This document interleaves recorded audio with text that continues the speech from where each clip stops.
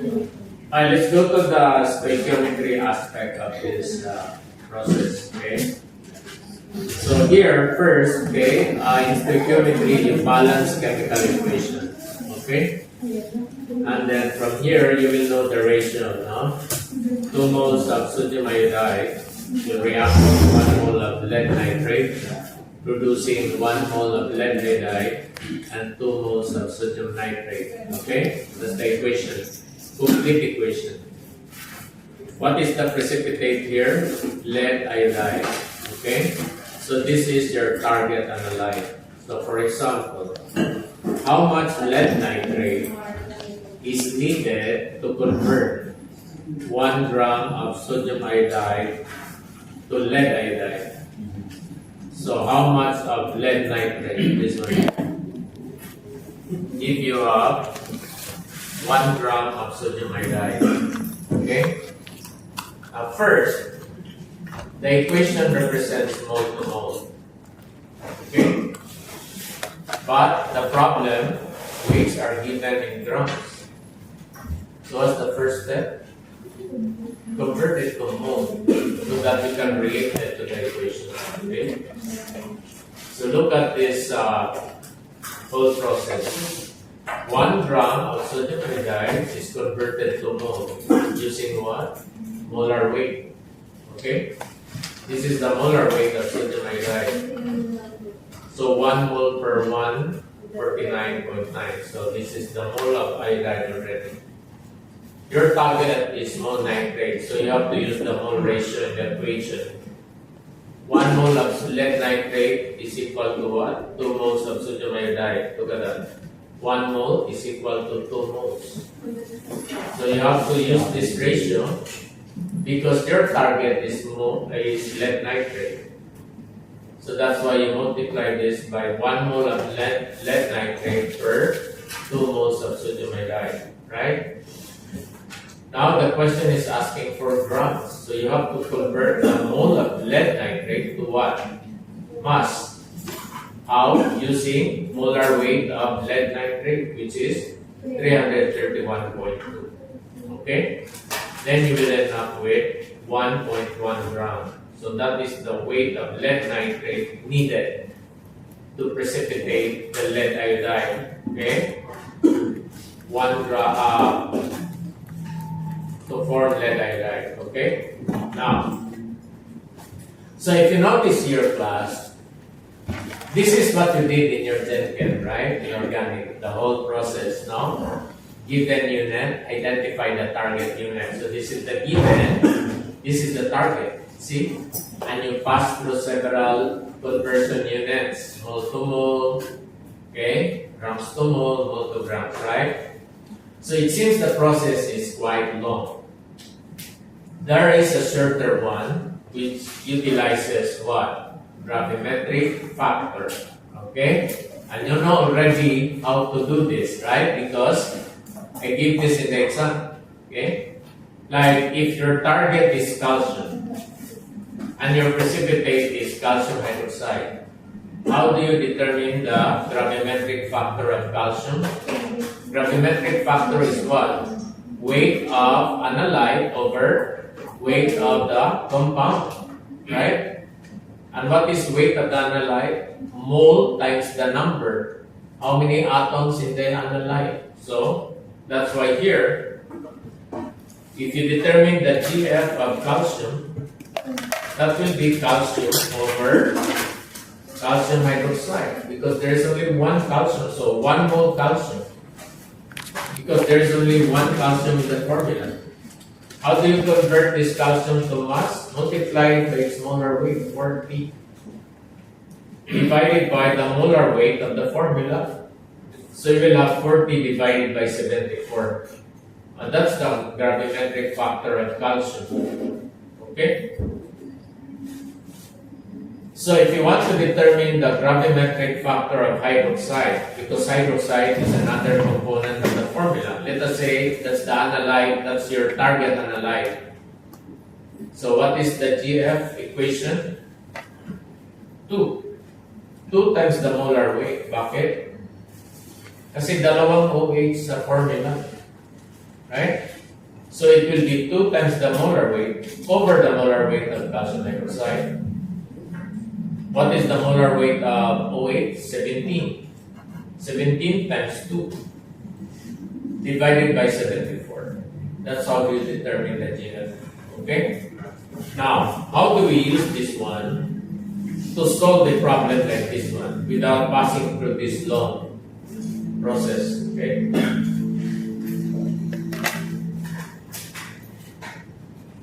So look at the equation for GF. A and B here refers to the number of atoms in the formula. Like calcium is 1 times the molar weight, right? Okay. Or OH is 2, so 2 times the molar weight. The divisor, the denominator is always times 1 kasi it's the formula of the compound.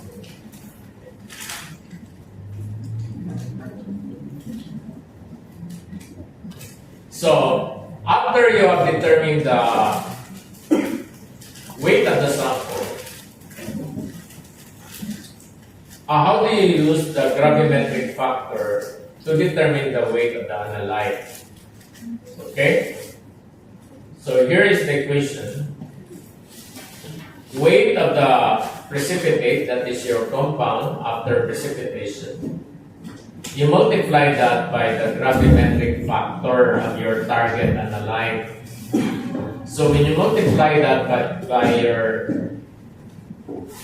the GF of your target analyte, this part now is the weight of your analyte. Kasi you have the factor, di ba? Like calcium kanina.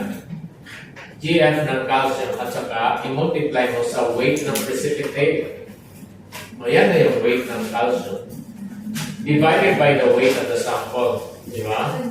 Times 100. Yan na yung percent analyte. Okay? So, let's have these examples. Like, if your precipitate is silver chloride, and your target analyte is chloride, how do you establish the GF? It will be Cl over AgCl. If your target analyte is Ag, then it will be Ag over AgCl. Now here your target is sodium chloride. Okay? Not chloride, not silver, but sodium chloride. Bakit pwedeng GF ng sodium chloride ito?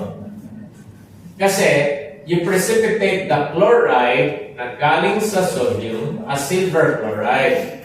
And you want to express the GF as sodium chloride and not as chloride alone.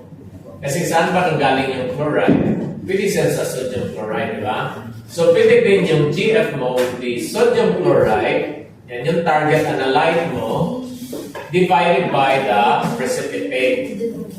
Okay? I-multiply mo sa mga molar weight. 1 naman yan. So, 1 over 1 lang. Okay?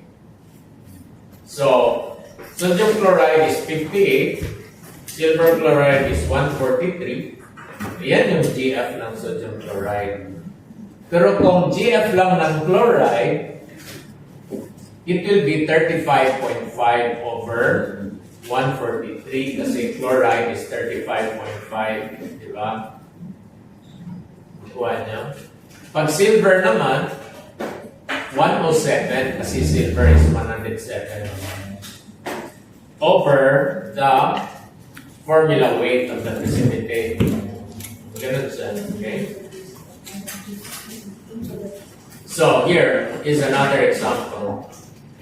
Let us say your analyte is potassium biphosphate and you precipitate that as magnesium pyrophosphate. So ito yung precipitate after drying. So yan, nakuha nyo. And you want to express the GF of the analyte as potassium biphosphate. So how do you formulate your GF? It will be 2 times. Bakit 2 times? Kasi may dalawang phosphorus doon. Okay? Now, if you express the GF of your analyte as P lang, phosphorus lang, hindi yung complete formula, then it will be what? 2P. 2P over magnesium pyrophosphate. Kung ang target analyte mo lang phosphorus.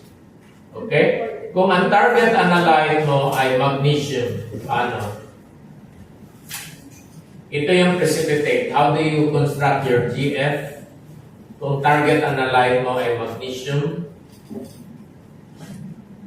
it will be 2 times Mg divided by the formula. Okay? Pag yung target analyte mo ay oxygen, paano? 7 times oxygen divided by the formula. Naintindihan nyo? Okay. So here's another one. Ito yung precipitate. Ito yung analyte mo expressed as bismuth sulfide. Okay, which you did in the lab, right? So, how do you establish the GF? Kung ito yung target analyte mo, it will be what?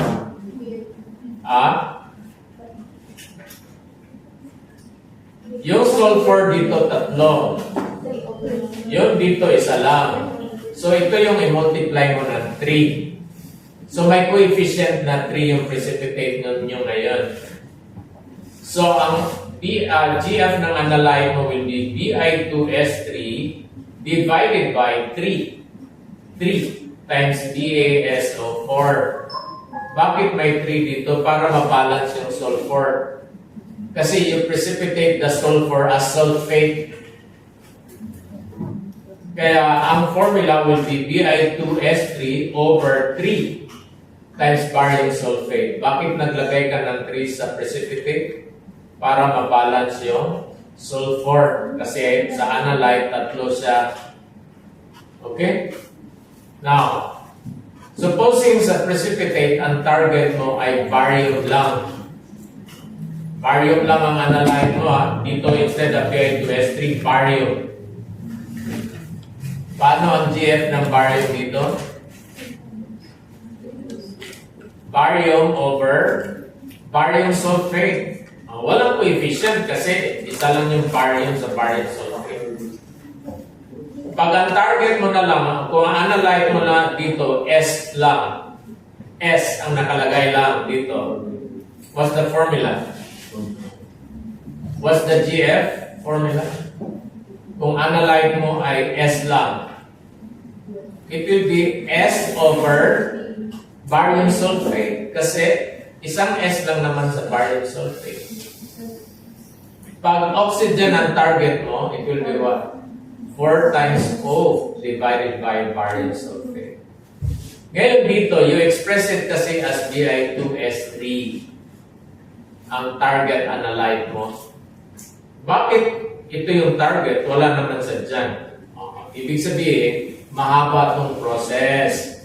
Yung Bi2S3 start siya, inisol siya para ma-release yung sulfur, tapos pinrecipitate siya as barium sulfate. So, ang original sample ay hindi sulfur, Bi2S3.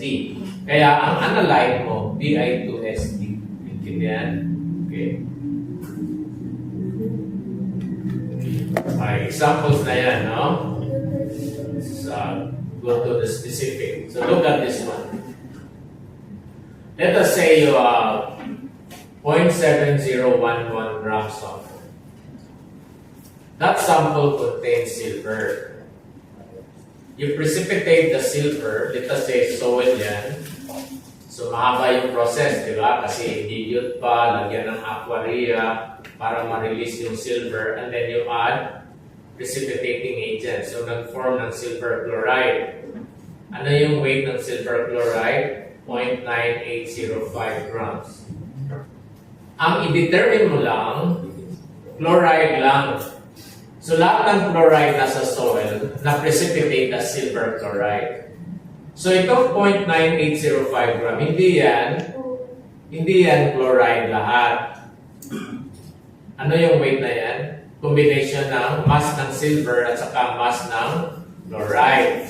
Ang hanapin mo lang, chloride lang. How much chloride na nasa 0.9805? So una, establish mo na the GF. Paano yung GF ng chloride? Cl over VgCl. So which is 0.2479. So to get the weight of chloride, i-multiply mo yung weight ng precipitate with the GF ng analyte mo. So yan yung formula. Ano yung weight ng silver chloride? 0.9805 times the GF. O ito na yung weight ng chloride na nandyan. Yung natira dyan, silver. Ang chloride lang nandyan ay 0.2425. Kaya ang percent chloride mo will be weight ng chloride divided by weight ng sample. Yan yung percent ng chloride na nandyan. Nakuha nyo? Okay, now let's go to the next one. Okay, here. A 101.3 milligram. So, milligram ito, no? Of an organic compound containing chlorine. So, yung organic compound, mayroong chlorine. Ano pa yung ibang elements na sa organic? Carbon, hydrogen, di ba? Organic eh. Carbon, hydrogen, and chlorine. Yan yung component. So, ang target dito, ilang percent yung carbon, ilang percent yung hydrogen, ilang percent yung chlorine. Okay, so here's the process. Sinunog. Sinunog yung organic compound with oxygen. So what are the products of combustion? Carbon dioxide and water, di ba? Okay? So, the carbon dioxide, okay, is trapped. So, gumamit ng absorbent. The trap for CO2 increases in mass by 167.6. So, ito yung CO2. Kasi trap for CO2 eh. Yung trapping agent ng CO2 nag-increase ng 167. So, ito yung CO2. Ano yung nandyan? Carbon. Oh, kukunin mo ngayon yung carbon na nasa CO2 using gravimetric factor. Okay? And then the trap for water naman, 13.7. So ito naman, sa water naman, nag-increase yung weight by 13. So ito yung tubig. Ano yung makuha mo sa tubig? Yung weight ng hydrogen. Nakuha mo na yung dalawa, di ba? A second sample, so kumuha ng panibagong sample, 121.8 is treated with nitric acid producing chlorine. Kasi hindi ma-produce yung chlorine by combustion. So kumuha ng panibagong sample, dinisolve with nitric acid para ma-release yung chloride na nasa organic compound, and then it was precipitated with silver. So, nag-precipitate siya as silver chloride, yung chlorine. So, nandyan yung chlorine. Ano yung nakuha? 262.7 milligrams silver chloride. Okay? So, what is percent silver, chlorine, percent hydrogen, which is in water, and percent carbon, which is in CO2? Okay? Because you are asked to determine the composition and the empirical formula. Di ba? Na-discuss na yung empirical. So, if you go to the stoichiometry, ito yung gagawin yung mahaba. Look at this. Yung balanced chemical equation, tapos ratio, di ba? Whereas, if you notice sa gravimetry, the same yung result, halos pareho, pero maiksi lang yung equation gagawin nyo. Kasi weight lang ng sample times GF ng target. So, ang target mo, di ba, grams ng carbon nasa CO2. So, ano yung weight ng CO2? Di ba? Ito yun. I-multiply mo sa GF ng CO2. Anong target mo? Carbon lang, di ba? So, ang GF niya ay C over CO2. Okay? Isa lang carbon nasa CO2, di ba? So, ano yung carbon? 12. Ano yung CO2? 44. So, ang GF niya, 12 over 44. Walang unit na yung GF, di ba? Kasi grams over grams yun sa matanggal. So, ang weight nito nakabase sa unit ng CO2. Sample mo. So, ito yung weight ng CO2, di ba? I-multiply mo sa GF ng carbon, ito na yung weight ng carbon in milligrams. So, sa 167.6, 45.71 dyan, milligrams carbon. The rest, oxygen yun na nasa CO2. Ang target mo lang carbon eh. Okay, now, sa hydrogen naman, kukunin mo sa water kasi nandun yung hydrogen. So, ano yung weight ng water? 13.7. I-multiply mo sa GF ng hydrogen. Ilang hydrogen nasa water? Dalawa, kaya 2H yan over water. So, molar weight ng hydrogen, 1 naman. So, 2 times 1, 2. Molar weight ng water, 18. So, 2 over 18. Times the molar weight ng water. So, ito na yung weight ng hydrogen. So, nakuha na 1.52. Doon naman sa chlorine na nasa silver chloride. So, gram chlorine will be milligrams ng silver chloride times the GF. Ano yung GF ng chlorine? It will be 35.5 over silver chloride. Diba? Ito yung Cl over HCl. 35.5 divided by 143.32. Yan yung molar weight ng silver chloride. I-multiply mo sa weight ng silver chloride, yan na yung weight ng chlorine. So, nakuha mo na yung tatlo. Express that in percentages. So, pag-express, weight ng carbon divided by weight ng sample. Ano yung weight ng sample? There. Times 100. So, lalabas dyan close to 45.15%.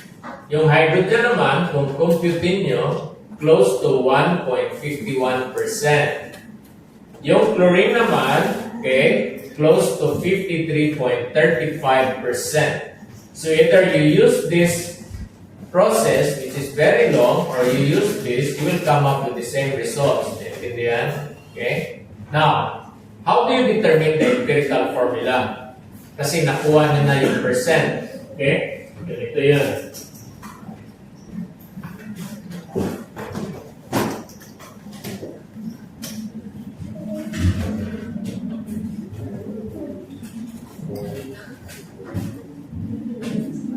So if you recall, when you determine the empirical formula, okay, binigyan kayo ng percent carbon, percent hydrogen, percent chlorine. Okay? Sabi ko sa inyo noon, pag yung percent composition ng element ay given, you can determine the empirical formula by making what? A table. Yung table, percent dito, di ba? And then, convert that to mass. And then, mole. Okay? Tapos, mole number ratio. And then, multiplier. Yan yung table, di ba? For example, dito, pagsulat ng mga percent, kung ano yung unang determine, yun din paglagay para hindi magkapalibuligtad yung formula. Ganyan yung pag-mention nila, di ba? Carbon, followed by hydrogen, followed by chlorine. So, since percent given yan, ilang percent yung carbon? 45. Ito. 1.51. And 53 time. there. 35. 35. So, almost 100% yan. So, kung mass yan, i-assume mo na weight ng sample ay 100 grams.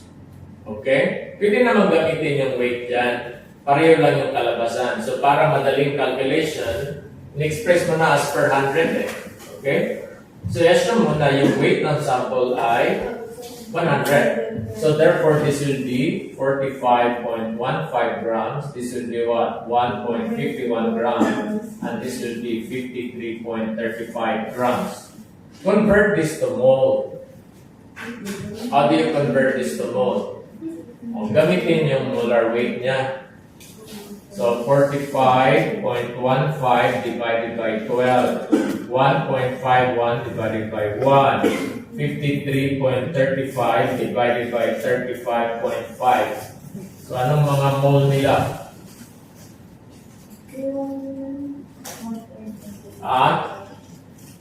Okay, compute. 3.76 Ah? 3.76 carbon. 3.76 dito. 1.51 dito. Ano dito?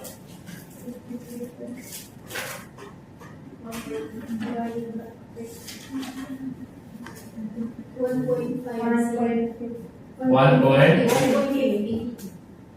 There. Okay? So, how do you convert this into whole number ratio? Mamili ng pinakamaliit and use it as a common denominator sa lahat. So, ano yung pinakamaliit? 1.5. So, this will be 3.76 divided by 1.5. 1.51 divided by 1.5. 1.5 divided by 1.5. Ano mangyari? Of course, this one automatically will be 1. This one is also what? 1. This one? 2.51. 2.5. Okay, now, do not round off. Sabi, maghanap ng multiplier para maging whole number ito. So, what is the least multiplier? 2. So, times 2 times 2. So, this will be 3. This will be 2. This will be 2. So, therefore, what is the empirical formula? Ilang carbon? 3. Ilang hydrogen? 2. Ilang chlorine? 2. So, yan yung empirical formula niya. Kung nakuha niya, maintindihan niyo na. No. Bakit po 2.5 times 2 naging 3? 2.5 times 2. Times 2. Ay! 5 pala. 5. 5 yan. Okay na? So, naintindihan nyo na yan. C5H2Cl2.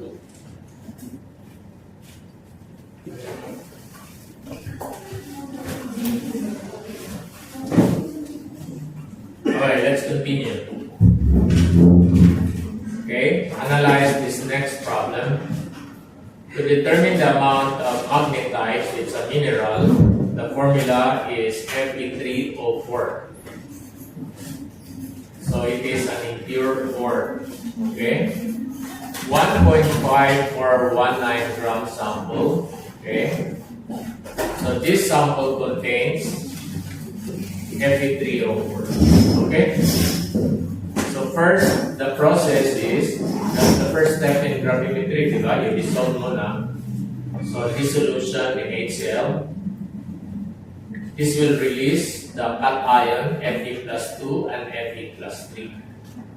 So kailangan i-oxidize mo na yung Fe plus 2 para Fe plus 3 lahat. So the Fe plus 2 is added with an oxidizing agent. When you add nitric acid, Fe plus 2 is converted to Fe plus 3. So lahat na Fe plus 3. Okay? So this is precipitated as hydroxide. Diba? Na-experience nyo ito sa lab. When you add sodium hydroxide, Fe plus 3 will precipitate as ferric hydroxide. Okay? Ang ginamit dito, ammonium hydroxide instead of sodium. Okay? So, yung nag-precipitate na yan, filter, and then, in-ignite, okay, para mag-dry. So, when it is ignited, nag-change yung compound from ferric, katulad siya ng calcium oxalate, nag-change. So, from ferric hydroxide, nagiging ferric oxide. okay lang yun kasi nandyan pa rin yung iron. No problem. Okay? Kahit nag-change siya, basta nandun pa rin yung iron. Calculate the percent as Fe3O4 but not as Fe. Katulad kanina, di ba? Di2S3 instead of S. So dito, instead of Fe, you express that as Fe3O4. So how do you construct your GF? Look at the GF. Ang target nyo ay, analyte nyo ay Fe3O4, di ba? Ang precipitate ay Fe2O3. So bakit naglagay dito ng 2 at naglagay ng 3 sa precipitate? Para mabalance yung... Anong binalance nyo dito? Bakit may coefficient 2 dyan at 3 sa baba? Anong binalance? Yung iron. Okay? Para magkapareho. Kasi yun yung metal talaga na target. Kaya lang, you are asked to express that instead of iron, express that as Fe3O4. Okay? Kaya establish the GF muna. Now, since alam mo na yung GF, i-multiply mo na to sa weight ng precipitate. Ano yung weight ng precipitate? 0.82. So that is 0.8525 times the GF. Okay? Ano yung GF? 0.965. Okay? Now, since you are asked to express in percent, ito yung weight ng Fe3O4 na, di ba? Kasi weight times GF. I-divide mo ngayon ng weight ng sample kasi percent ang tinanong. Ano yung weight ng sample? 1.5419 times 100. So yung Fe3O4 na nasa 4 ay 53.35%. Kuha nyo? Okay. We go to the next one. Solve this one. A 0.7336 gram sample of an alloy. Alloy is a mixture of metal, no? Ano yung metal nandyan? Copper and zinc. So, i-dissolve muna with HCl. Dilute to 100 ml. So, polymetric flask. And then, in one analysis, the zinc in 250 ml. So, kumuha ka ng 25 ml. Sa stock solution mo 100, di ba? Dinilute mo to 100. Kumuha ka ng 25 to analyze zinc. So, meaning alico, right? Portion. So, you get 25 ml of the solution and then you precipitate the zinc. Okay? You precipitate it as zinc ammonium phosphate. And then you ignite it. Katulad dito sa taas. Precipitate as ferric hydroxide and then ignite. Ito, precipitate as zinc ammonium phosphate and then ignited para maging zinc pyrophosphate. So ito yung ultimate precipitate after ignition. Hindi ito. Kasi nilagay sa furnace ito, no? Hanggang maging pyrophosphate. So ito na yung stable. Okay, nandyan na yung zinc. Ang weight niyan ay 0.1163 grams. So how much zinc nandyan? Compute. Paano mo establish ang GF niyan? Ano yung GF ng zinc dyan? Target analyte mo, zinc lang. Paano gagawin ang GF dyan? 2 times zinc over the precipitate. Okay? And then, pag nakuha mo ng GF, i-multiply mo saan? Sa weight ng precipitate. Diba? Kasi ang pag-determine ng analyte is weight precipitate times the target analyte. GF ng analyte. Ano yung GF ng analyte? 2Zn over Zn2B207. Right? So, ano yung weight ng zinc? Determine.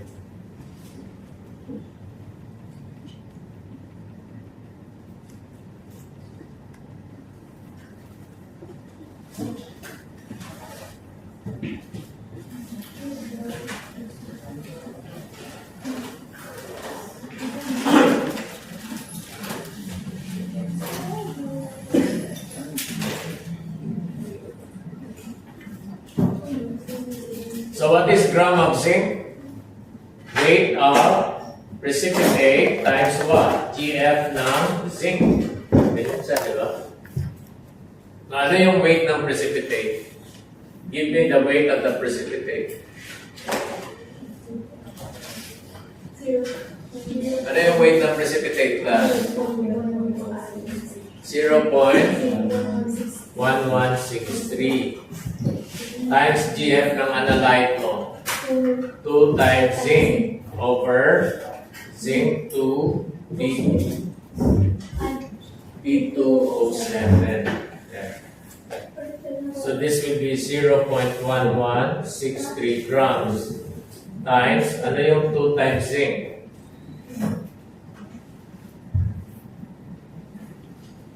Compute.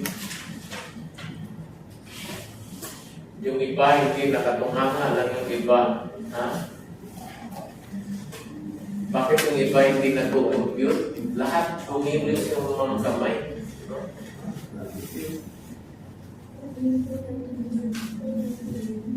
2 times ano yung atomic weight ng zinc?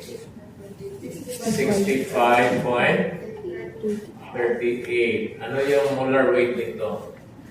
Cn2, ha? 300, we given, no? So 304.72. Okay? So ano yung gram ng zinc? Ah?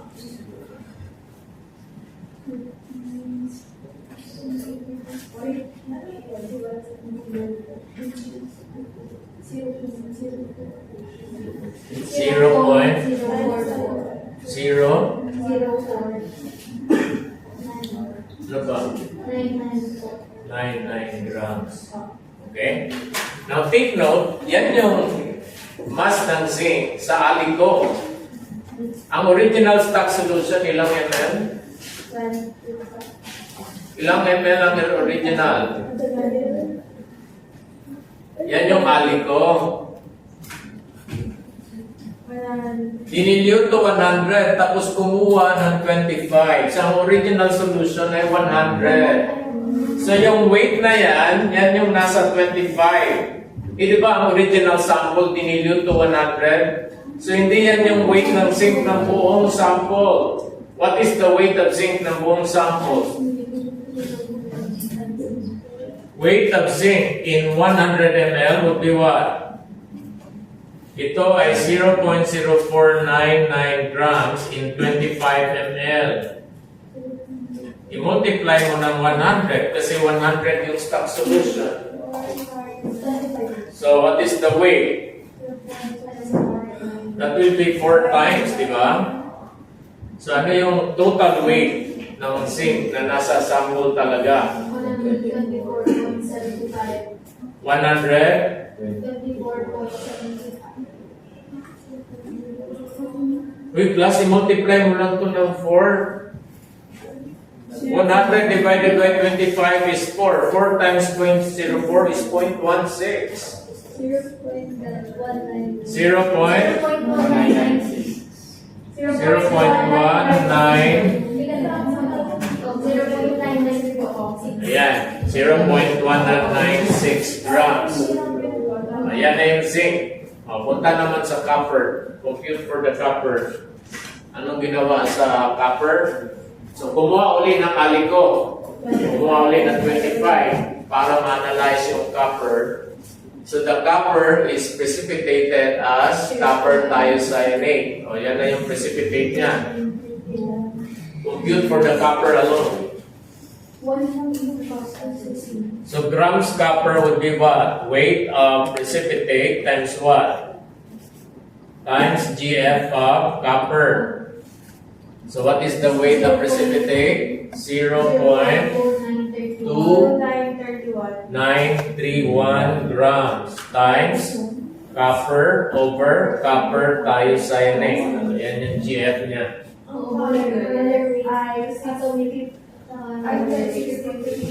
So this will be 0.2931 grams times 63 point what? 55. 55 over molar weight ng copper thiocyanate. 121.63. So therefore, what is the weight of copper?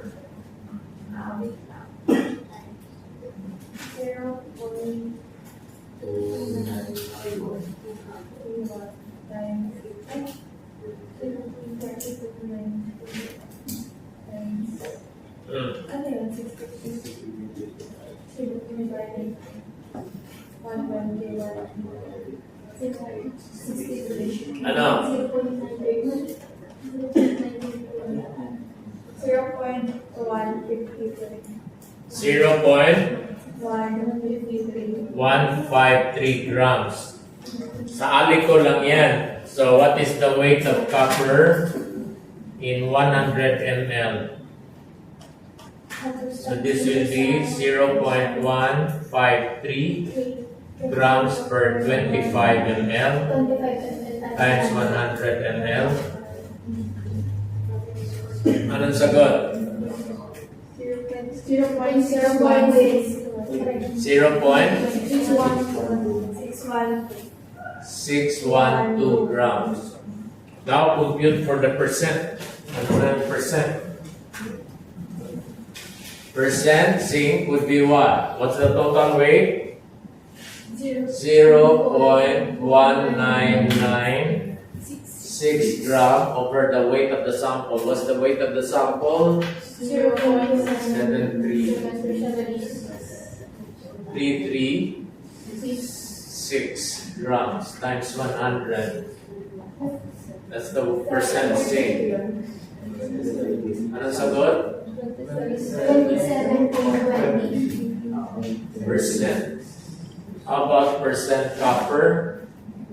0.612 grams over 0.7336 grams times 100.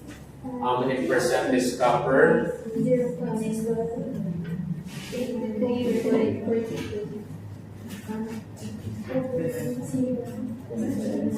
Ilang percent? 83? Point?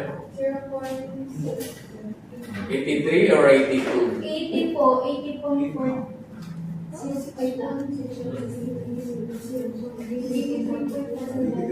83.42%.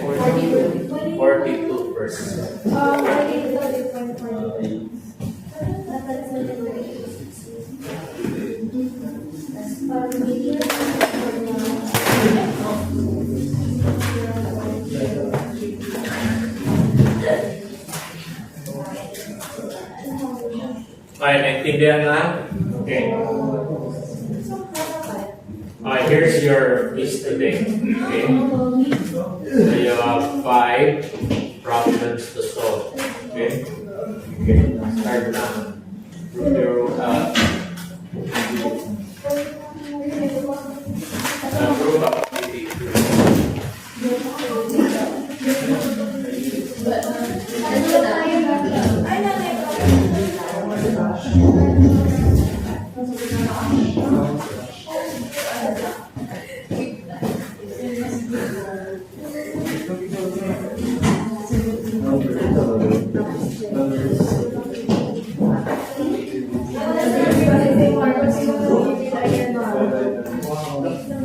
So Wednesday with the electrochemistry class.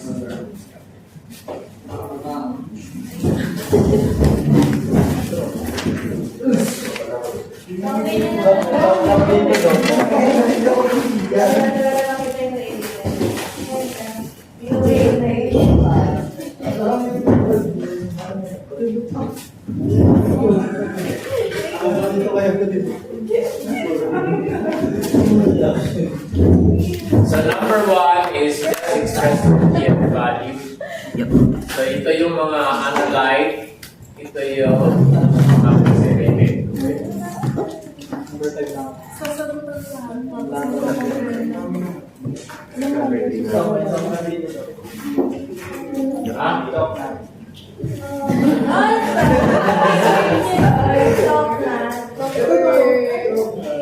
Pero galing.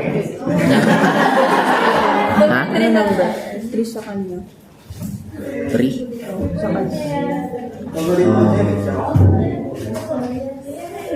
Ano sa inyo?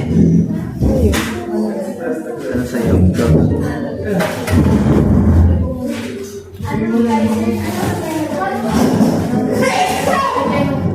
Ito na akin. 5 na. So, ano yung wala? 4.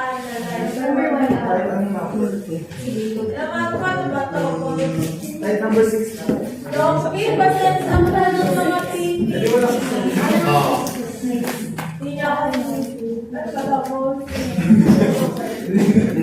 Ito yung lesson lang ngayon, di ba? May formula. Wala, hindi ko na sure.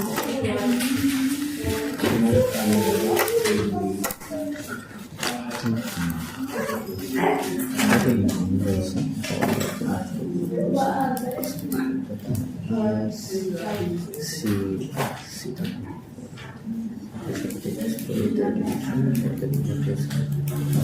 Number 2, ang tinanong concentration. Kasi yung sample volume is 200 ml. So, express mo yung sagot nyo grams per 100 ml. Crumbable mo talaga na. Divide nyo ng 200 ml O cruise mas mo. na makuha. Isa to. Kasi hindi Yung percent presented by na mass. crumbable. Letter B. Ha? Yun ang makwenta.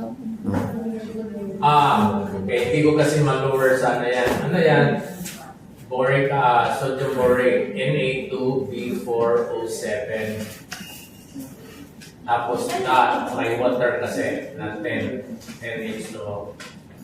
Yan yung formula ng hydrated, di ba? That 10 H2O.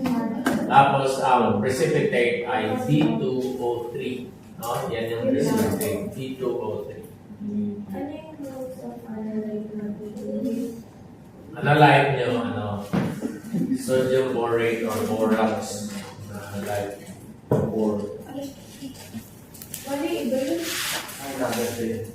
Sa letter D, indium yan. Indium.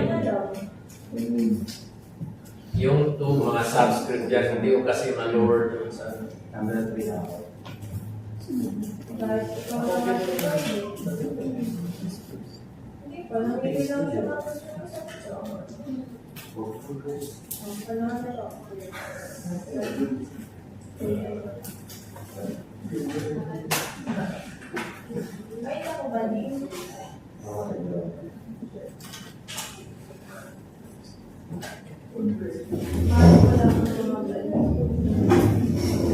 Yung number 5 na problem, yan yung gagawin nyo talaga sa lab. Dapat ilalagay yung precipitate sa crucible. Yung crucible mo. Bago i-ignite sa furnace. Kasi yung furnace, 1,000 degrees yung plus. Yung mga porcelain nagbabakal yan, hindi mo pwedeng hawakan yan. Yung example ko kanina. Yan. Wala. Ito ba yung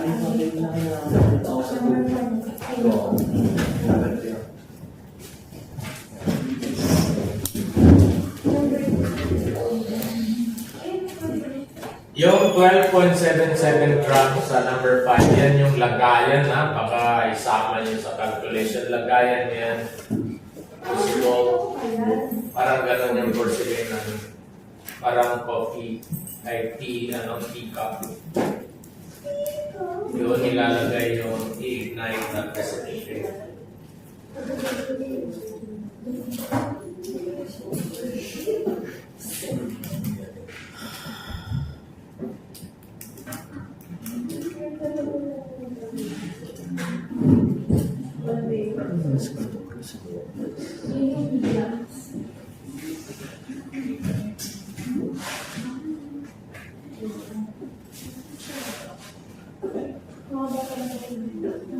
Sa number 2, ang ultimate precipitate ay calcium oxide. Ha?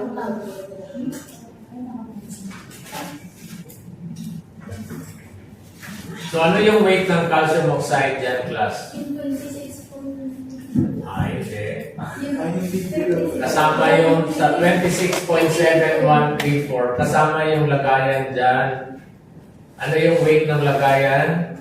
26.600. So yung difference, yan yung weight ng calcium oxide. 56. Ilagay siya kasi bago i-ignite eh. So siyempre,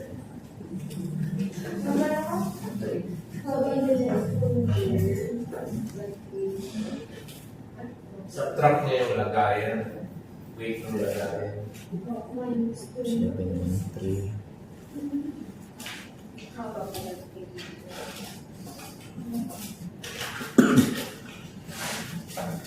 Nandiyan na yung mga molar weight nila. 07.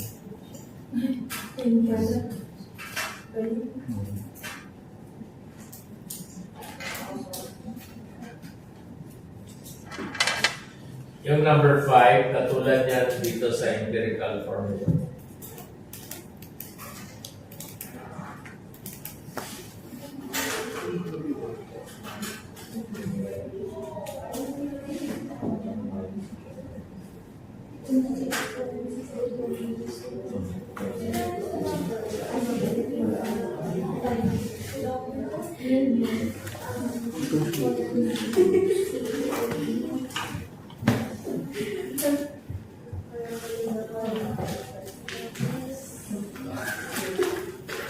Sa number 5 class, pag diretso na kayo, di ba, ang next column, mass.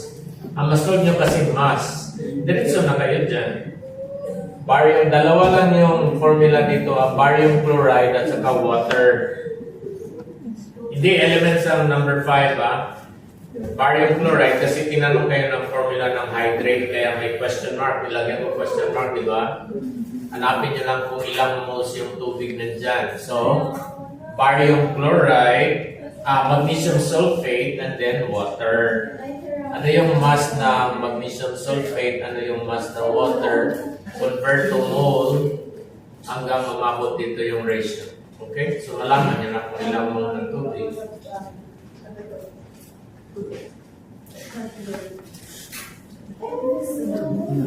Pindot. Kumpa.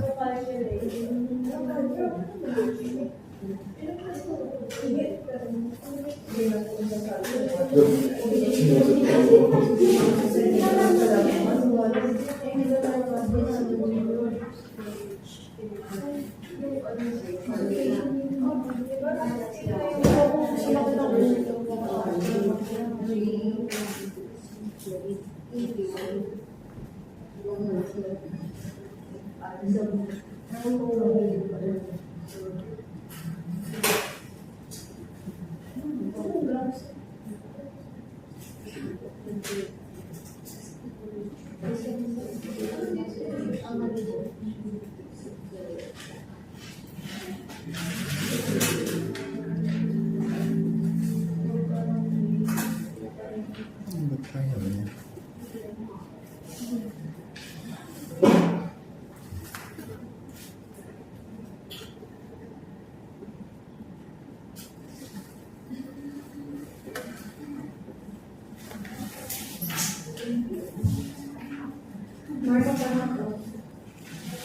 Ayaw niya talaga.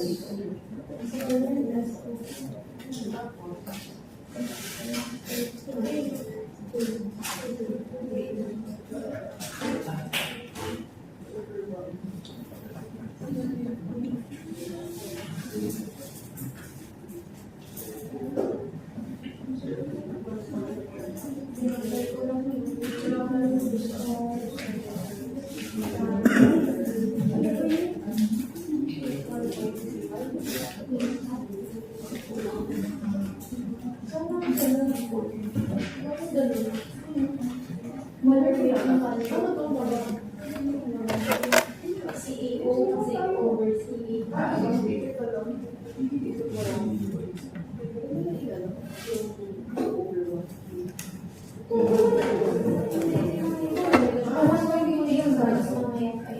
What do you mean?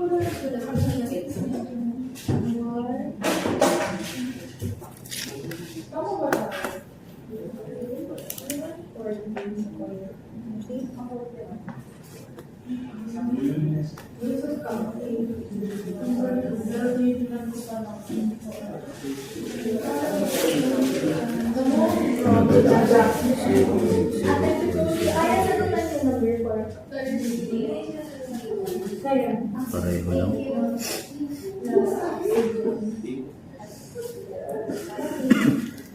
Calculus ko na 26.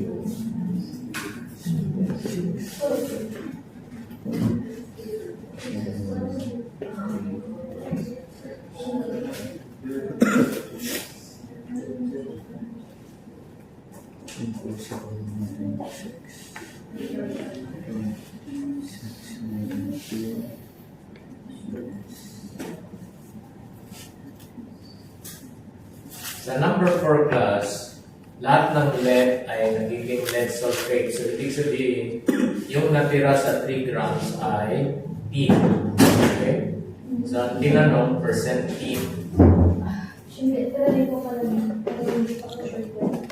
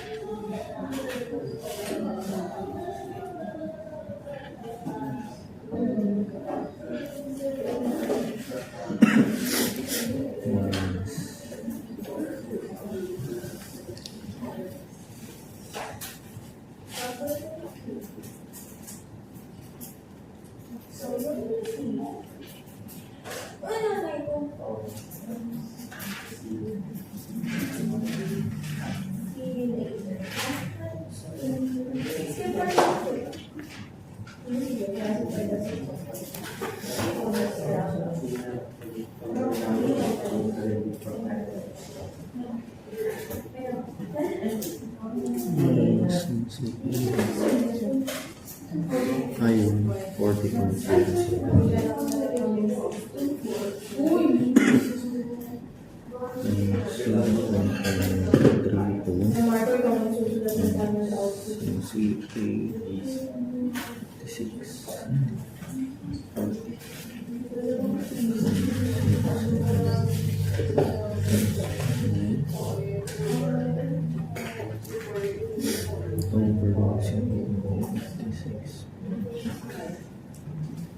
Compute nyo talaga ito isa-isa.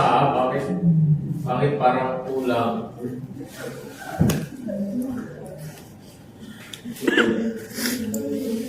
Tatlong points lang. Tatlong points. Ang dami ng volume nilagay ko 0, 10, 20, 30. Ba't yung graph nyo, tatlong data points lang. Nag-curve ka agad.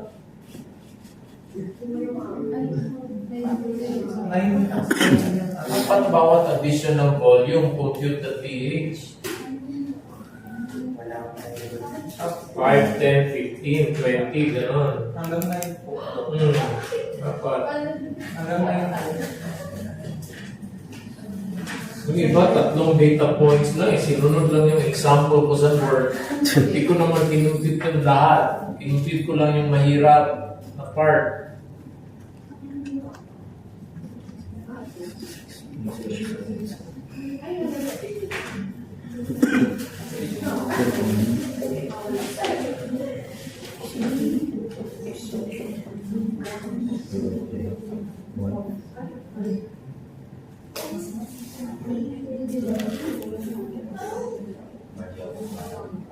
Hindi nyo na yun, no, in Excel, no? Hindi nyo na Excel lahat na pag na-compute na yung pH, ilagay na yung volume, x-axis, pH, y-axis, kita nyo yung magandang curve.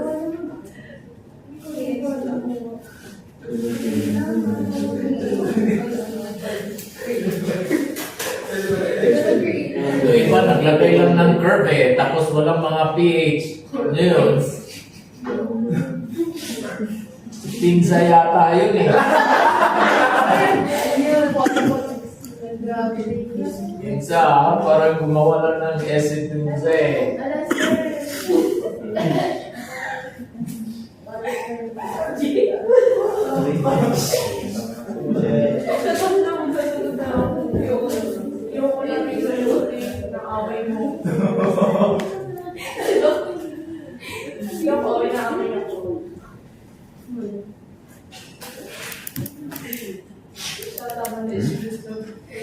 Kaya pa yung ito.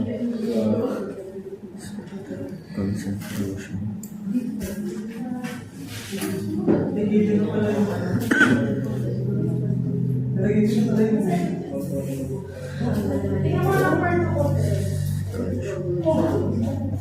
Per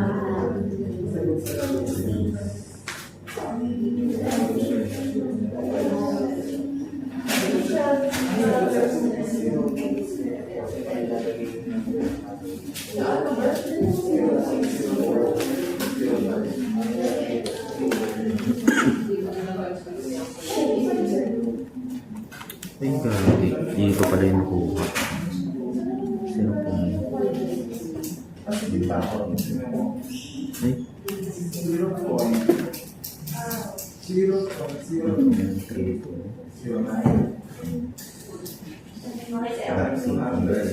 Over 200 times 156.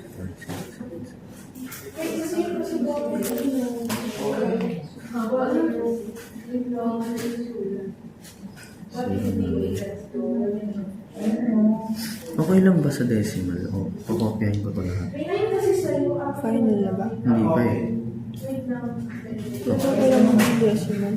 Ha? Okay lang kasi hindi lang i-complete. Hindi kompleto. 4 lang kunin ko. Hindi pa siya. Dapat. Hindi lang.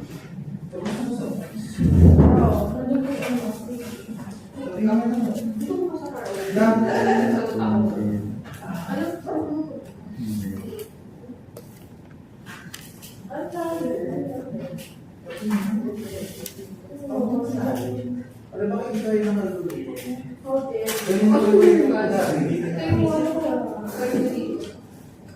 try saan? Tingin nga ako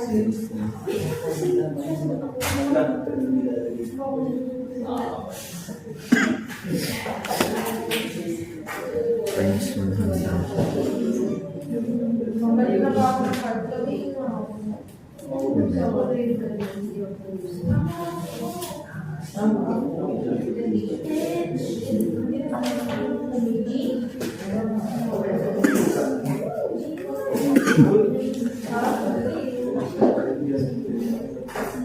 0 point.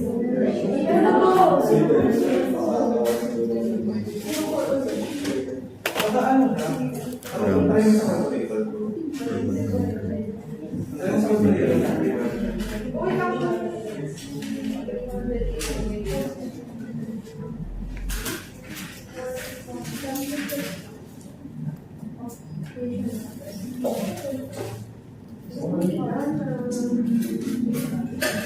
Ayan.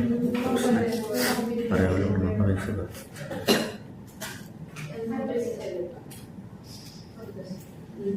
Okay na ako.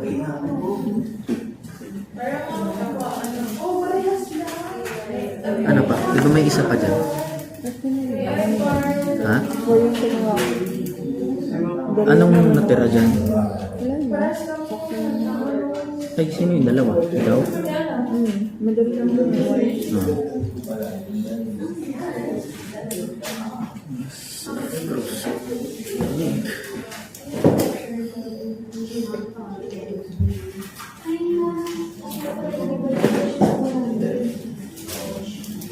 Share lang ako. Yep.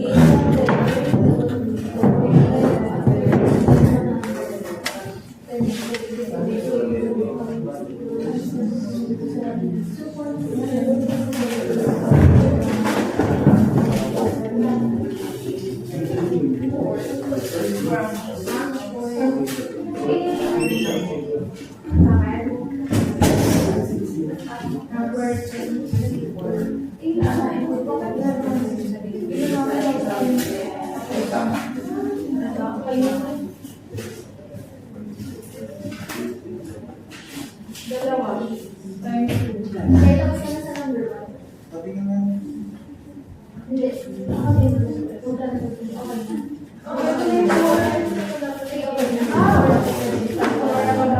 Sa 5. Analyze na natin. Analyze na natin yung 5.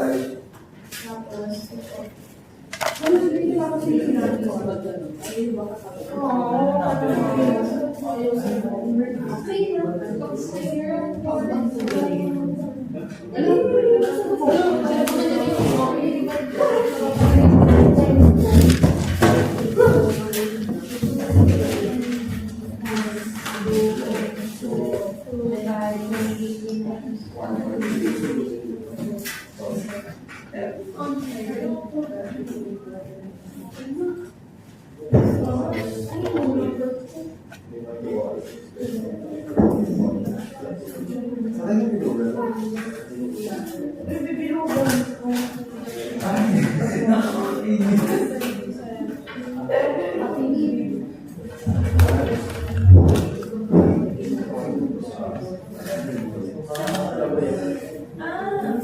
May FACL ako na.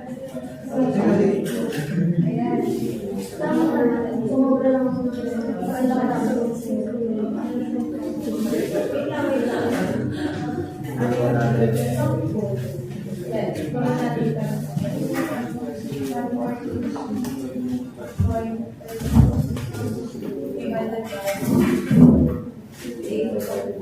Dali sa lang. Thank you so much.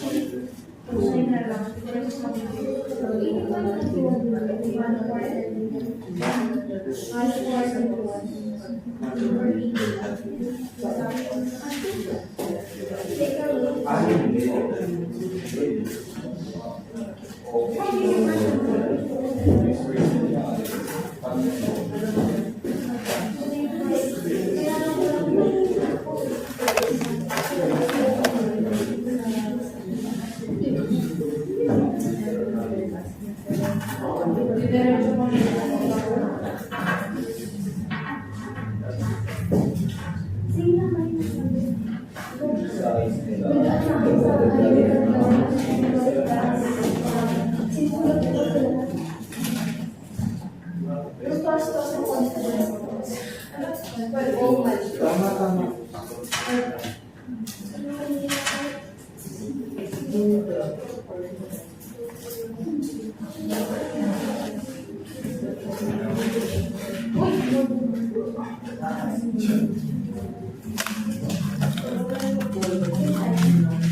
Yes, yes. Mapapanirin ka.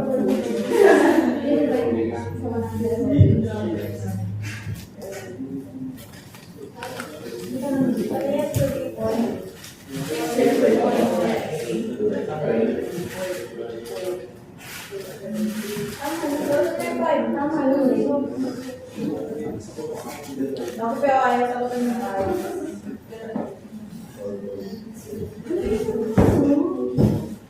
Oh my God. Ganun lang din.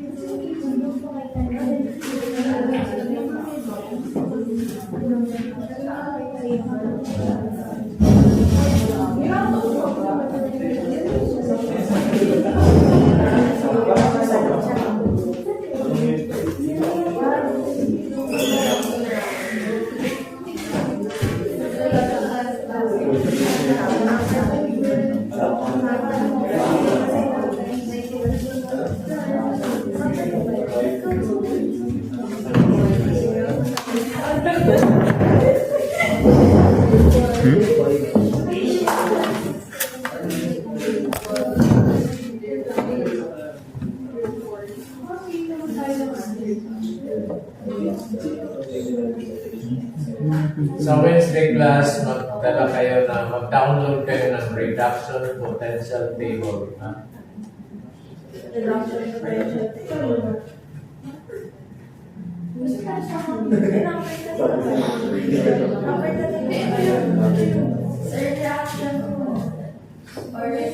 Reduction potential table. Potential.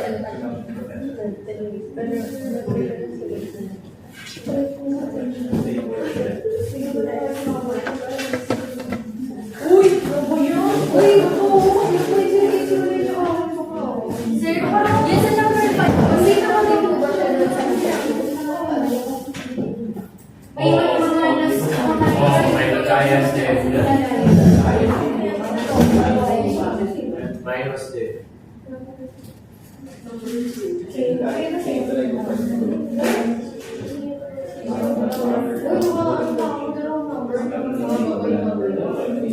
Ang paipiin ako, table. Ayaw ko lang matulog, eh. Ako na sa sa'yo. Pero may mali ata, isindin. Maganda na din.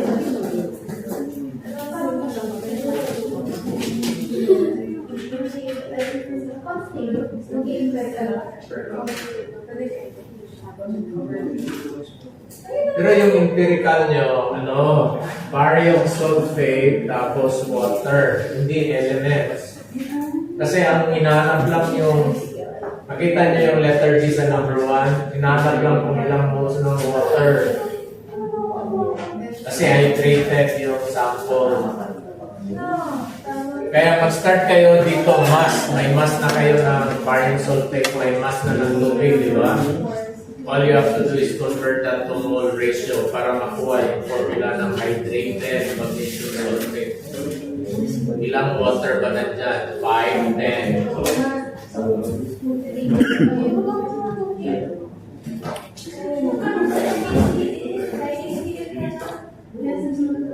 Wala nang, diretso na sa mass kasi mass nakuha nyo na yun. Mass dyan na yun. Mass magnesium sulfate, mass water. As ilang moles ng tubig, ilang mole ng magnesium sulfate. Obviously, magnesium sulfate will be 1 mole. Water lang yung gawin mole, ilang mole ng tubig.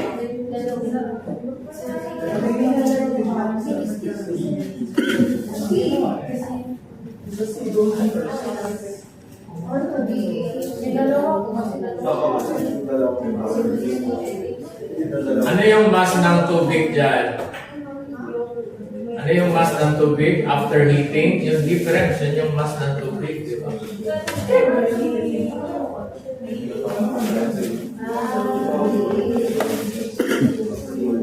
Yun yung weight ng tubig na nawala.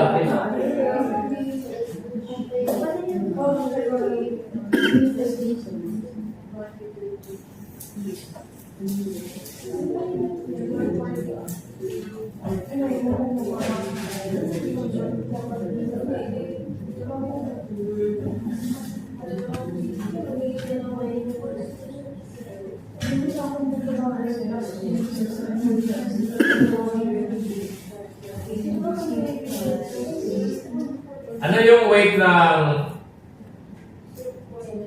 hydrated nyo? Sa number 5, ano yung weight ng hydrated ba? Yung basa pa. 13.454 minus 12.77. Yan yung hydrated pa.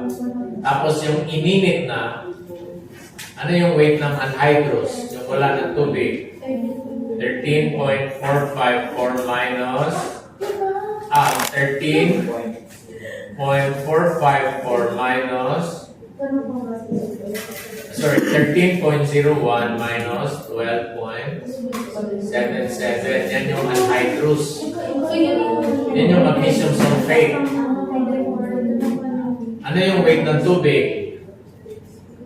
Asan ang weight ng tubig? Kasi yan yung weight ng anhydrous. Saan yung weight ng tubig? 13.454 minus 13.010. Yan yung weight ng tubig na nawala.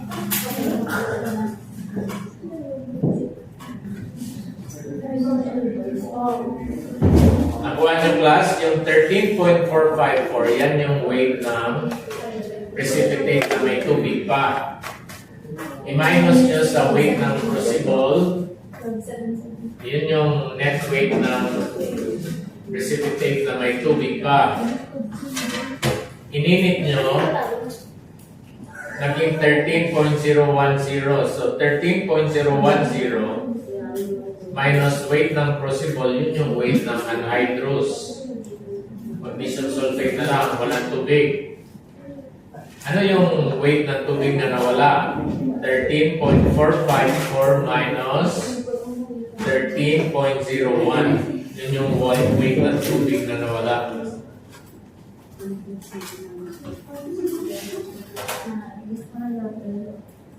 Ang gawin nyo lang mga mole yun, makuha nyo na yung formula ng hydrated.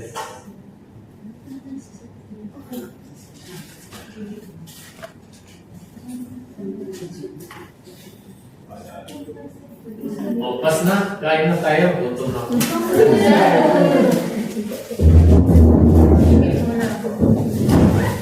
O, tapusin nyo mamaya. Tapusin nyo yan mamaya. I-submit yan sa 1 o'clock.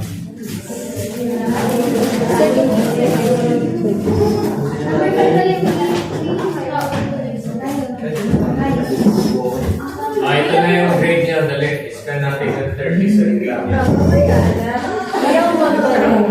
Dito na para masusuka kayo sa pag- Sir, di ka pa daw ba sir gutom? Sir, baka wala Alas. kagalan niya. Ito, alas. Sir, baka mangayayat ka daw niyan, sir. Ay, naku po. Wala sa greens.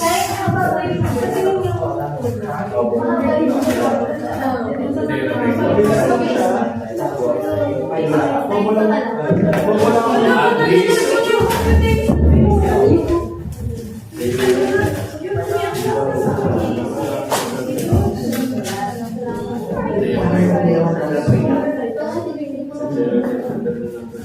wala no?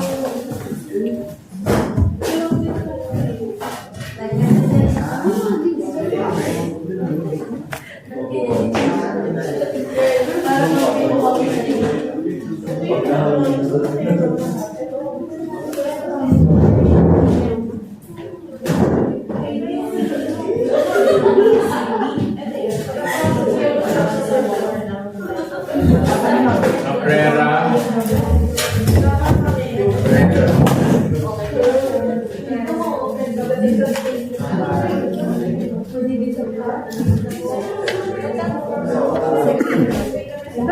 Lahat na lahat. Last, thesis, attendance, interview.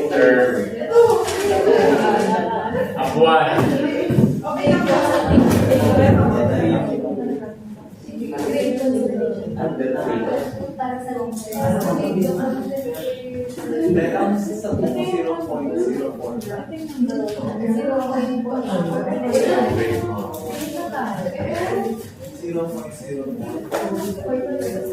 Quezon.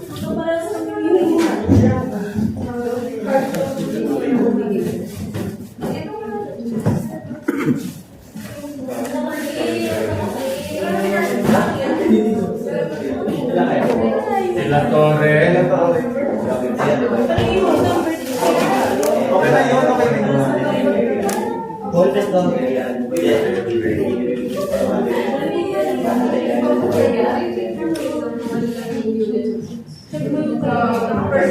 Garcia.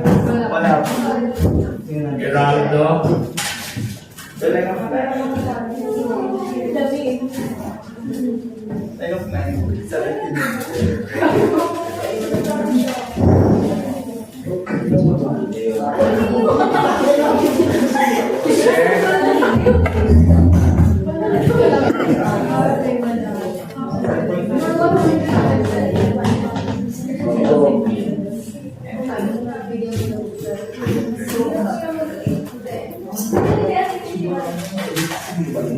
Latosa.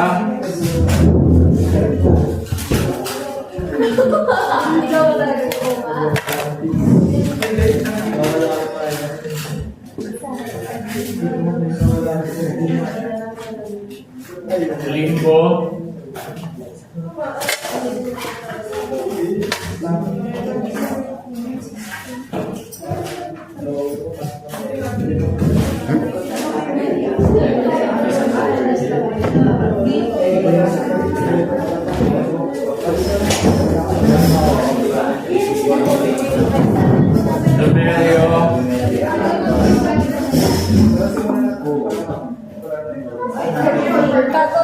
May sagot ka? Ano, abang saan ang sagutan mo? Akaso. Wala ka lang yan.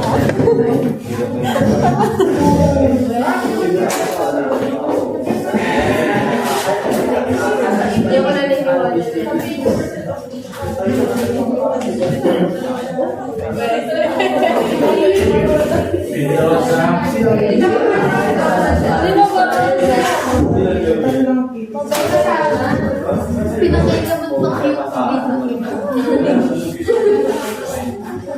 Montano.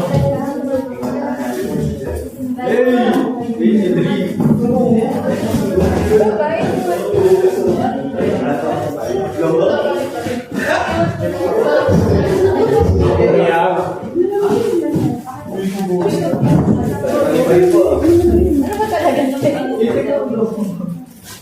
Ano?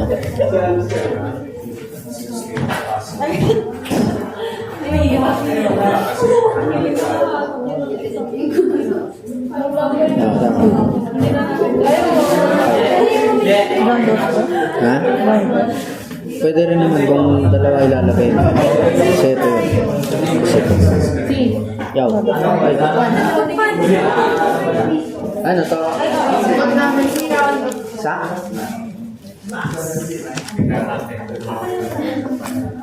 Pareho lang. Pareho lang. Pinza. Oo, pareho lang.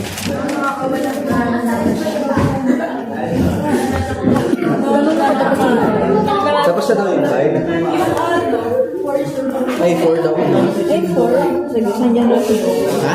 Saan niya lang sa GC. Renate. Saan na kami sa GC. Send mo na lang daw sa DC.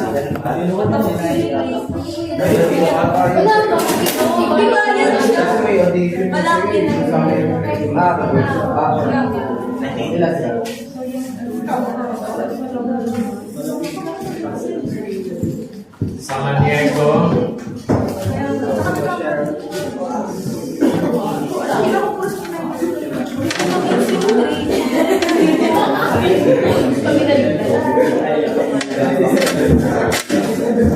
Sopocera.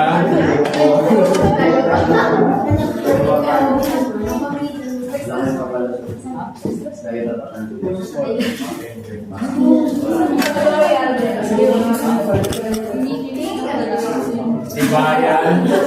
Mataas na po. Mataas na po. Ako sa Mandan pa kayo, sir.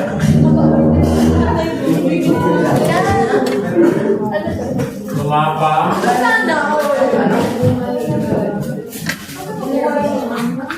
Ako rin. Ay, hindi ako.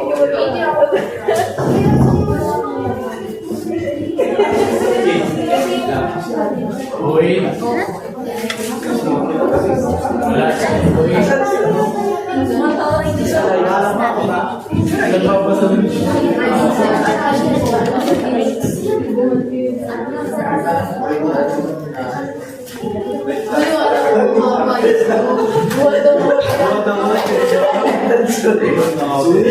Alam mo, ikaw lang din ako. Pareho lang tayo. Alex. Ilan?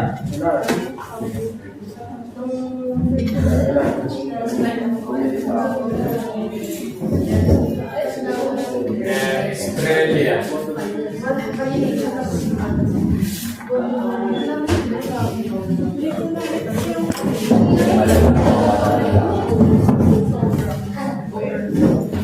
Estrella, walang makuha sa'yo.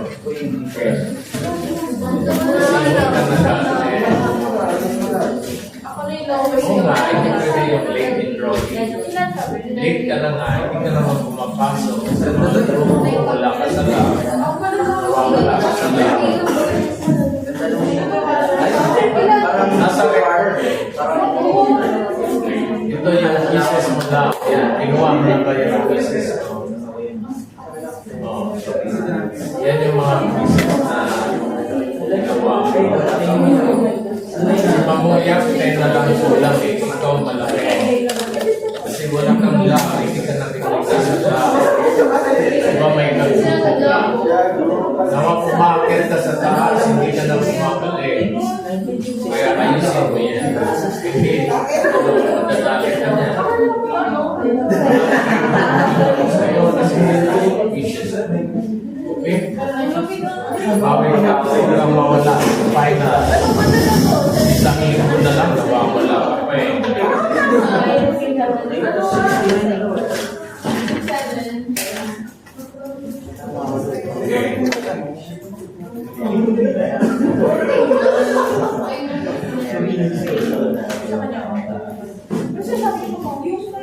So the highest grade in this class is Alvis. Okay, 86, followed by Jose. 84.97, followed by Tibayan, 18.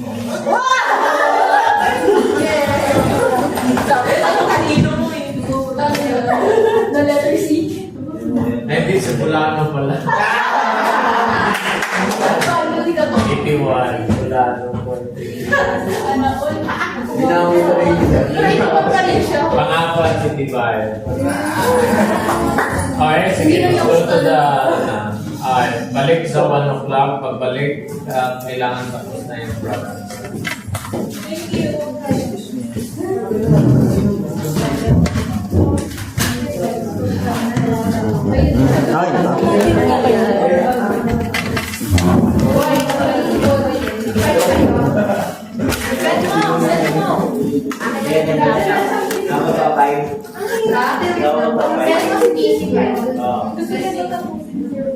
So, sino po kukuha ng pages ko mamaya? Sino ang pumawala sa Group 3 na kayo. Ito? Tayo?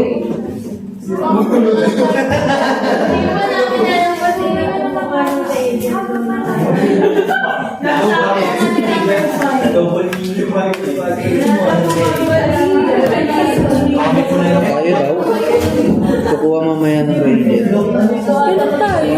Ikaw daw nung last eh. Sino ba yung last? Hindi, parang last time tayo. Yung sa PhD? Ang APA? Ano yung last time? Kailan ba kukuha ng Meron ka?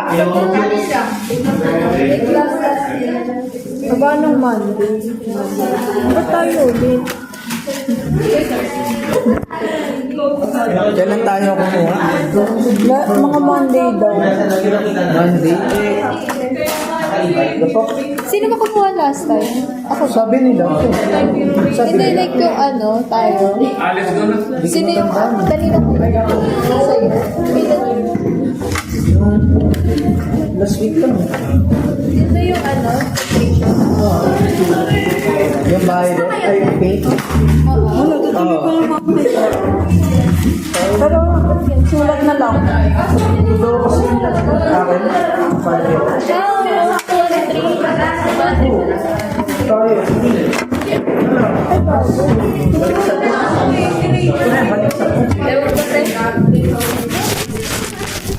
Thank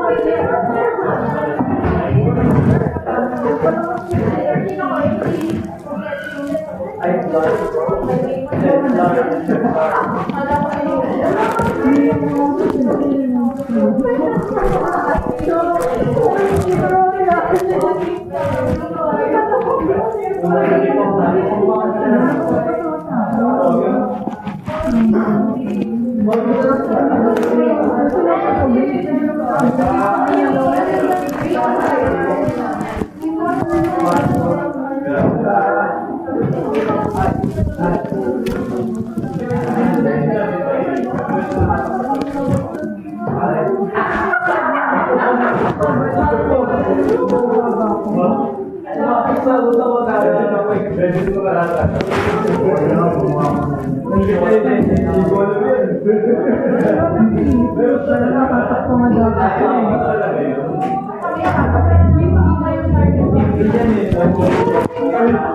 Ay, kawin ba?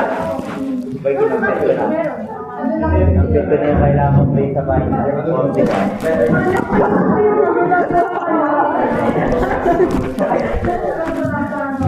Atas tayo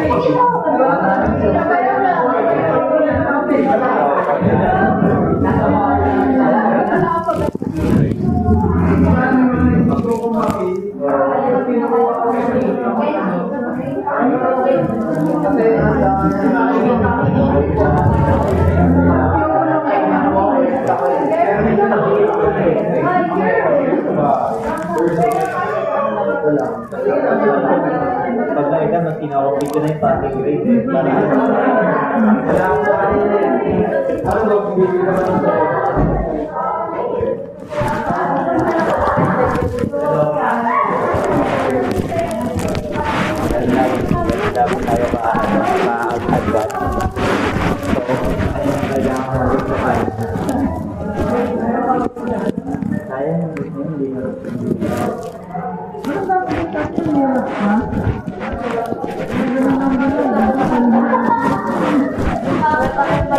Yung kumpens eh.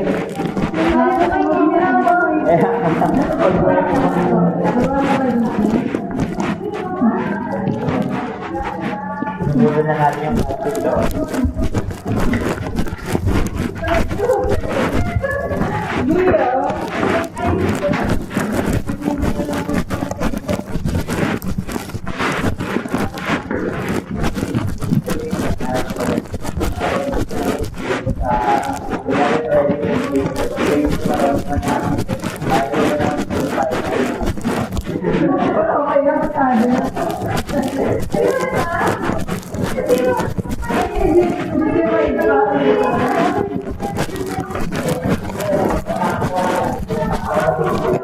Parang pag-aanawa.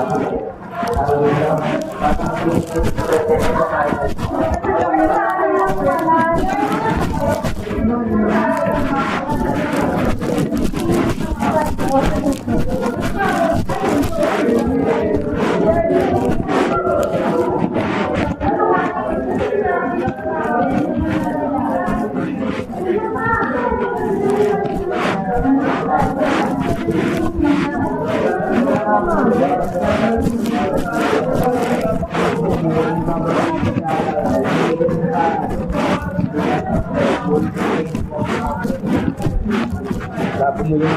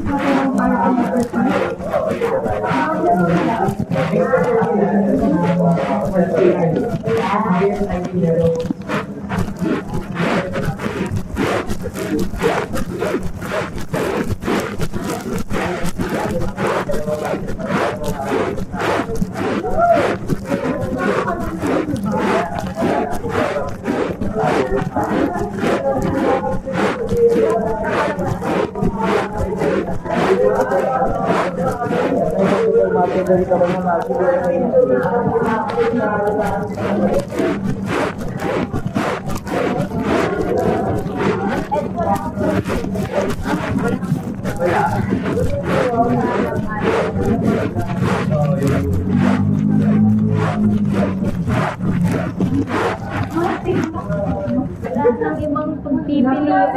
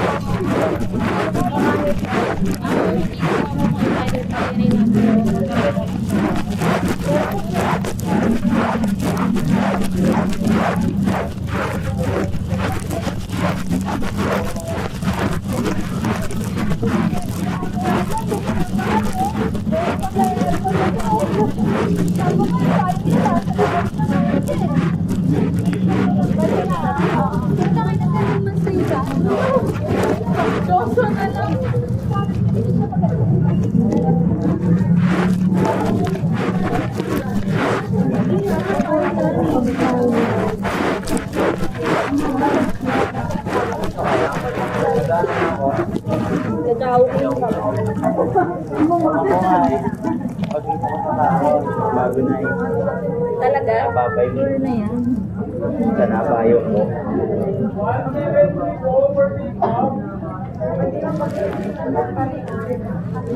Wala ba medyo mahigit ako?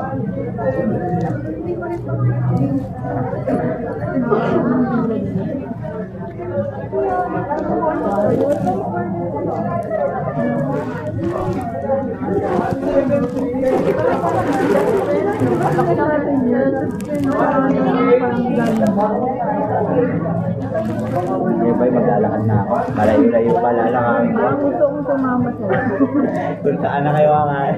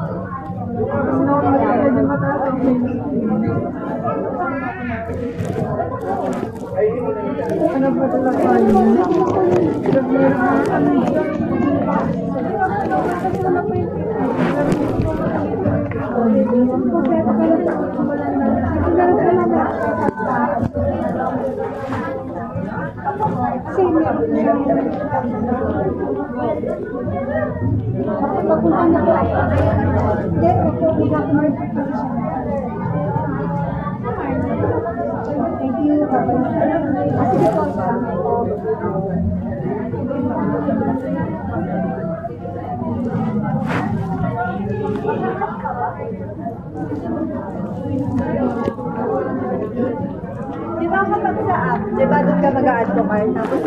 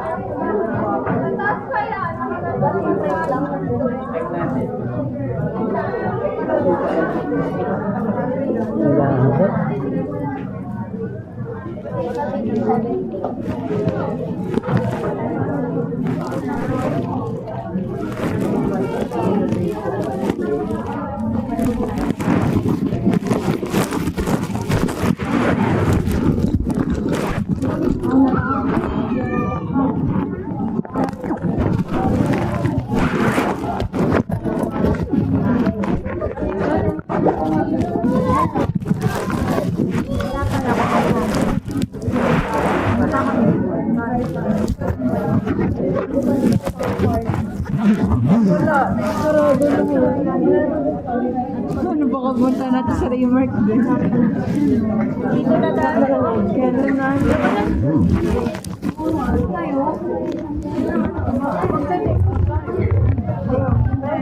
Pwede naman. Nag-login pa. Ano yung password ko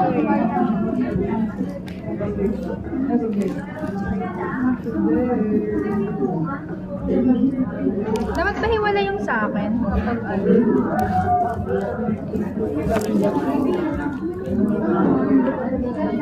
ano. Ikaw lang. May email. Sa McDo.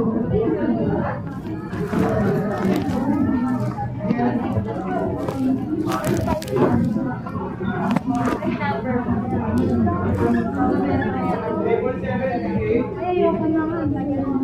Ano daw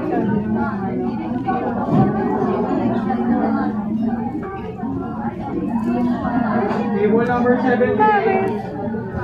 Ayaw mo pa rin. Dito lang tayo makakamalan. Kaya walang kuhan eh. Sa taas wala din. Nakating tayo niyan.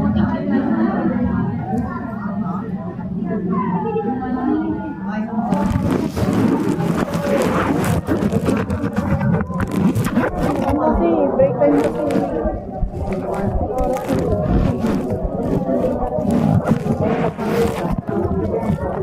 Ano na kasi sila?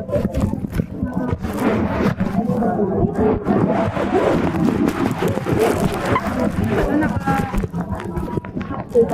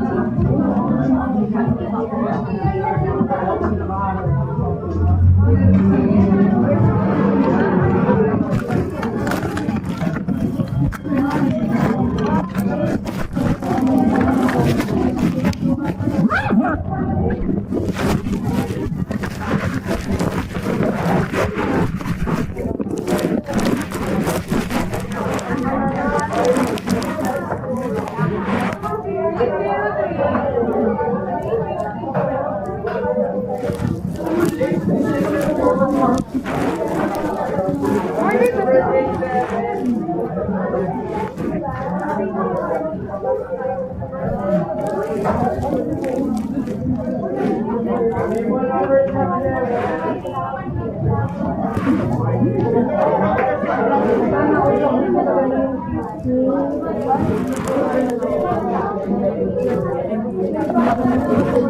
Dala-dala mo pa.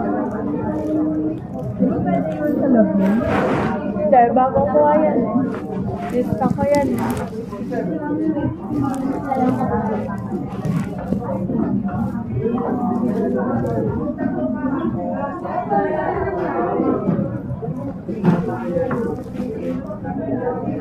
Dapat may customer rin sa loob.